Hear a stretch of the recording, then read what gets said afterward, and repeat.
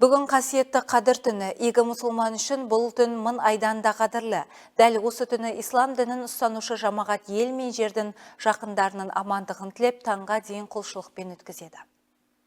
Ислам әлемі үшін қадір түні ерекше маңызға ие. Себебі бұл түн Құран кәрімнің алғашқы аяттары түскен түн болып саналады. Мұсылмандар үшін қадір түні тек қана бір күн емес, бүкіл жыл бойындағы ең қасиетті әрі рухани тұрғыда ең маңызды түн. Бұл түнде жасалған дұғалар мен қайырымдылықтар ерекше қабыл болып, Алланың рахымы мен кешірімі молынан жауады деп есептеледі. Бұл түнде қандай құлшылықтар жасаймыз? Бұл түн несімен артық дейтін болсақ, осы түнде Алла Тағала Құранды түсірген, осы түнде жердегі ұсақ тастардың көлеміндей періштелер жауады дейді.